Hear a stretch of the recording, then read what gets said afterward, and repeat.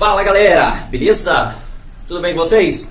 Mais ou menos, né? Nem tanto assim. Pessoal, infelizmente fomos eliminados na fase de quartas de finais da Libertadores para o Palmeiras. Primeira vez que isso acontece na história da Libertadores, em que a gente é eliminado para o Palmeiras, mas merecido. O Palmeiras foi superior nesse confronto. O Abel Ferreira foi muito superior à estratégia em cima do Crespo nos dois jogos e ontem mais ainda, principalmente na estratégia inicial. No primeiro jogo eu comentei que ambos erraram a escalação inicial, porém o Abel Ferreira corrigiu muito melhor no intervalo, no andamento do jogo, com a entrada de Wesley e Patrick de Paula. E dessa vez o Abel Ferreira entrou bem, entrou com a escalação certa, e o Crespo de novo errou na escalação inicial e também errou ao tentar consertar, não consertou da maneira correta, ok? Então vamos lá, só pra gente entender. O Palmeiras entrou com o Everton, Luan, Gustavo Gomes e Renan, Marcos Rocha, Danilo, Zé Rafael, Wesley, Rafael Veiga, Dudu e Rony. Então o Palmeiras ele montou principalmente esse trio de ataque muito perigoso, com velocistas, com Wesley, com Rony e com o Dudu. Dudu pelo meio, armando, conduzindo o time. Dudu não é um jogador lento, é um jogador rápido, não é um velocista nato, mas é um jogador rápido e tem muita qualidade, consegue encaixar muito bem os ataques a favor do Palmeiras. E eu mencionei ontem no pré-jogo que o jogo era confortável para as características do Palmeiras. O Palmeiras é um time que joga muito bem, marcando, ele marca muito bem, e quando ele toma as movimentações, a transição de ataque do Palmeiras é muito bem feita. Os jogadores se conhecem, eles se movimentam da maneira correta para receber o passe em condições de gol, para construir a jogada da melhor maneira possível, o mais rápido possível e chegar ao gol, e foi assim que aconteceu no jogo de ontem. E o São Paulo, para mim um erro do Crespo, ele entrou com Volpi, Arboleda, Miranda, Daniel Alves pela direita e o Léo Pelé pela esquerda, e eu não entendi muito bem qual foi a proposta para o Léo Pelé. A impressão que eu tive é que ele não foi zagueiro nem lateral. E a gente sabe, o torcedor São Paulo nunca gostou do Léo Pelé como lateral. O Léo Pelé era muito ruim, ele estava praticamente descartado no São Paulo, que foi quando ele surgiu pro futebol, ali ainda com o Diniz, como zagueiro. O Crespo deu continuidade, e como zagueiro ele vai super bem, ele vai bem de zagueiro, fazendo um terceiro zagueiro ali pela esquerda. Porém, nesse jogo, ele entrou com uma espécie de lateral, não estava com o Reinaldo, o Crespo optou por não usar o Reinaldo, e isso dificultou muito as jogadas ofensivas de São Paulo. E no meio de campo, Sara, mais pela esquerda, Luan de volante, Lisieiro de volante, Nestor de volante com saída, Pablo e Rigoni no ataque. De cara, a gente já consegue perceber aí um São Paulo com muitos jogadores ali no meio de campo, volantes, enfim, armadores, mas falta agressividade no time. De cara, na escalação, já fica muito evidente isso. Falta agressividade porque essa agressividade não tem do lado esquerdo, com o Léo Pelé que não sabe apoiar, e do lado direito, o Daniel Alves é um lateral que ele centraliza, ele não tem profundidade. Ele não dá a opção de profundidade, muito pelo contrário. Ele que sobe com a bola dominada e que tenta, de certa forma, ali criar. E não foi bem nesse sentido, não tem sido no São Paulo desde que chegou, tem sido muito mais um coadjuvante do que um protagonista, que justamente é o motivo pelo qual foi contratado. Acredito que o Daniel Alves não ganha 1,5 milhão por mês para ser coadjuvante, para ser mais um. E sim, era para ser o cara do time, era para fazer a diferença. E ele não consegue fazer isso no São Paulo até agora. Infelizmente, esse tem sido o Daniel Alves do São Paulo. As únicas jogadas ofensivas que o São Paulo tinha no primeiro tempo era de Nestor, que fez um bom jogo, fazendo ali o processo de armação, fazendo o que ele já havia feito no jogo no Brasileiro contra o Palmeiras, havia feito contra o Flamengo, fazendo a saída de bola, chegando na frente, tentando armar o time, e Rigoni, óbvio, tentando definir. Então o São Paulo, ofensivamente, ele só existia praticamente com o Nestor tentando armar e Rigoni tentando definir, e era muito pouco, evidentemente, jogando contra um Palmeiras, com poder defensivo muito grande, e que quando roubava a bola gerava muito perigo. A gente sabia dessa possibilidade. A escalação do São Paulo inicial, ela limitou o São Paulo ofensivamente, o time tinha muita dificuldade de atacar com a formatação que tinha ali, e também defensivamente, então o time não conseguia marcar. O Léo Pelé nem marcava nem apoiava, ficou ali no meio termo e ele não conseguiu fazer nenhum dos dois. E daí o São Paulo esbarrava nessa dificuldade no primeiro tempo, de Nestor pegando a bola tentando armar e Rigoni tentando definir. O Pablo, a gente sabe da carência técnica do Pablo, esforçado, mas realmente é um jogador que não tem nível para ser centroavante do São Paulo. O cara, ele não consegue definir as jogadas, ele não consegue, é incapacidade técnica, não é vontade, muito pelo contrário, vontade ele tem muito, e no segundo tempo ele acabou sendo protagonista no sentido negativo. E o Palmeiras chega ali ao primeiro gol com uma bola totalmente idiota, que não sei o que a Arboleda está fazendo lá na frente. Ele perde a bola e o Palmeiras, na sua característica principal, saindo rápido em contra-ataque, movimentações muito bem feitas.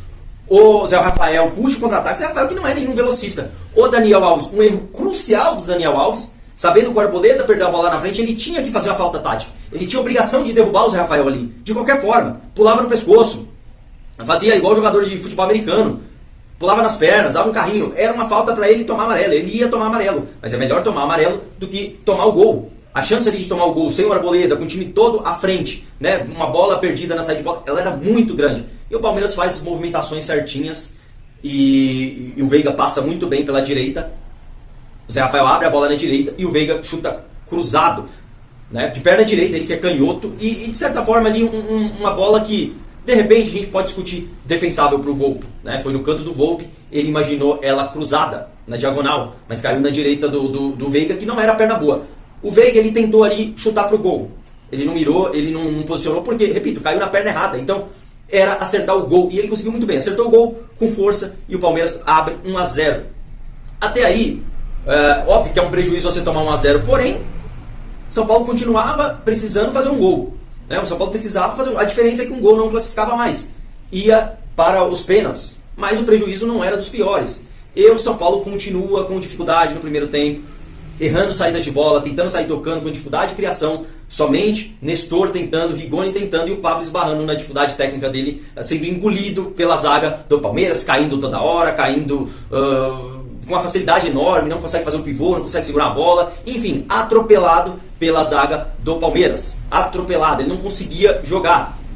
E o São Paulo também, novamente, sem nenhuma jogada de profundidade pelas pontas, pelas alas, né? Basicamente, Nestor entrando pelo meio ali, tentando organizar, e Rigoni se movimentando no ataque e tentando suas jogadas ali fortuitas, né? Jogadas ocasionais, mas sem surtir grande efeito. A principal jogada do São Paulo foi num cruzamento, se eu não me engano, do próprio Rigoni, que o Pablo se embaraça com a bola, né? Não consegue chutar nem dominar. A bola sobra para ele rola para o Nestor e o Nestor chuta por cima.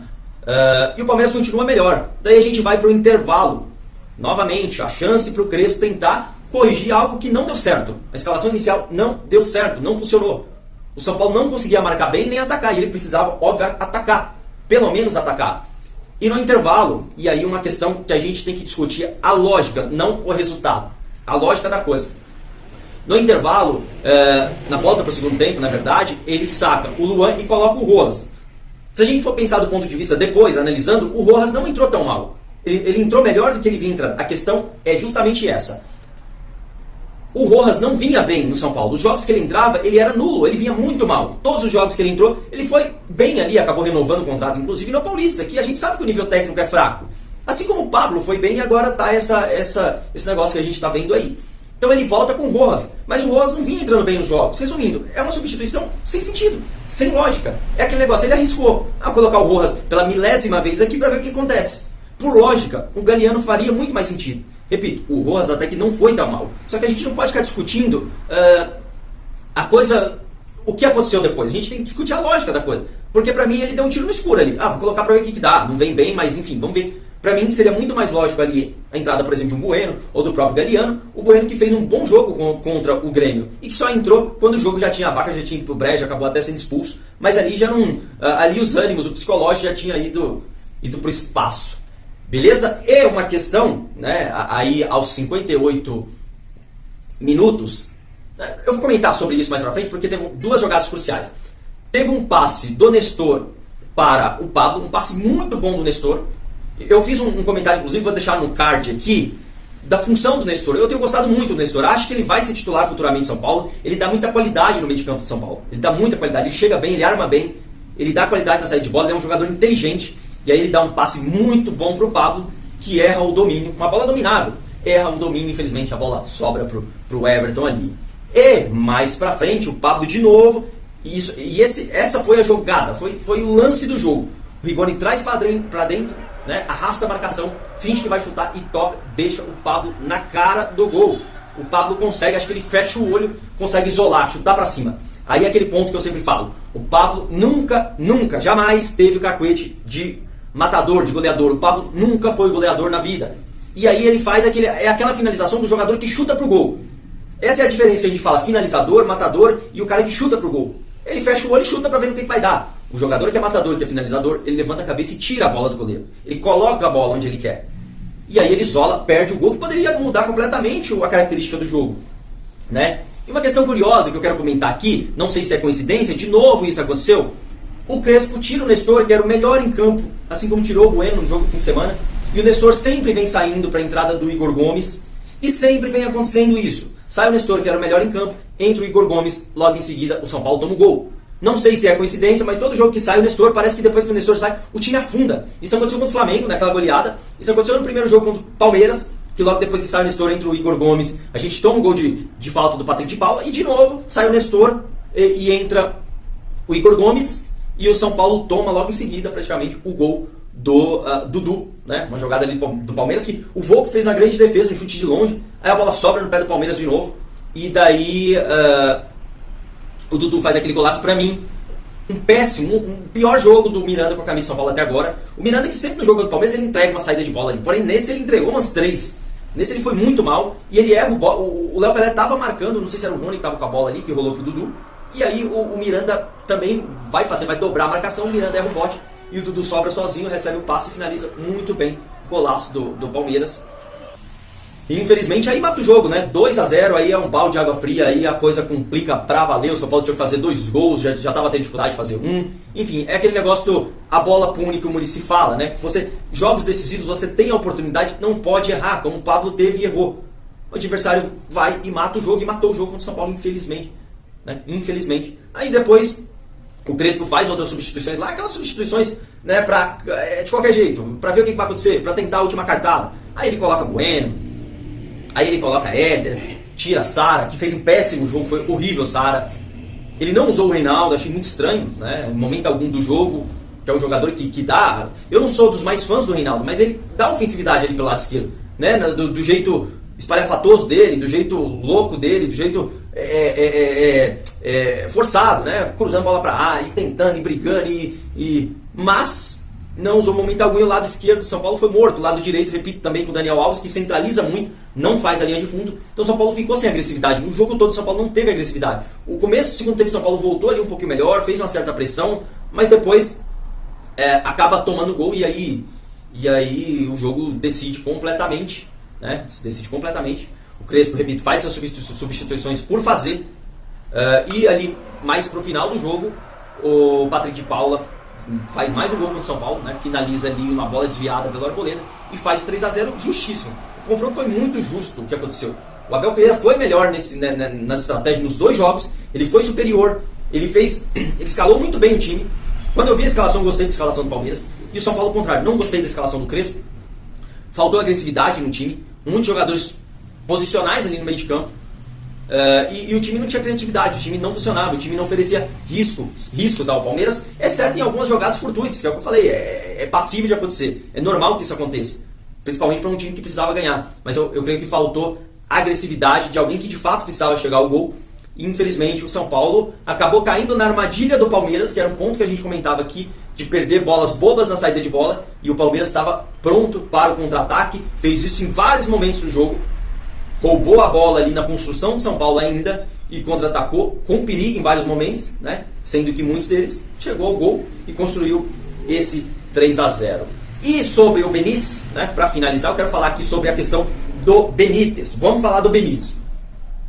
O Benítez foi poupado no jogo contra o Atlético Paranaense, estava no banco, acabou até sendo expulso, enfim, do banco de reserva mesmo. E a gente entendeu que o Benítez foi poupado do jogo contra o Atlético Paranaense para jogar o primeiro jogo contra o Palmeiras.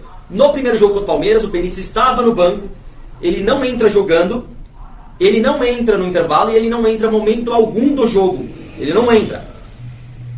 Aí a gente imaginou que o Benítez jogaria nesse jogo de volta contra o Palmeiras. O Benítez também não entra jogando, não entra momento algum durante o jogo. O que a gente imaginou? Opa, tá estranho. O Crespo errou. O Crespo não quis colocar o Benítez. Estratégia dele. Vem o Crespo na coletiva e fala que não colocou o Benítez porque ele não tinha condições de jogo. Ele não tinha condições de jogo. Ele não podia jogar, ele estava aparentemente lesionado. Por que o cara estava relacionado? Estranho. E aí entra um ponto, galera, que é o seguinte, não é dar uma de mandinar, é a questão que eu falo da discussão lógica, da gente fazer a discussão lógica.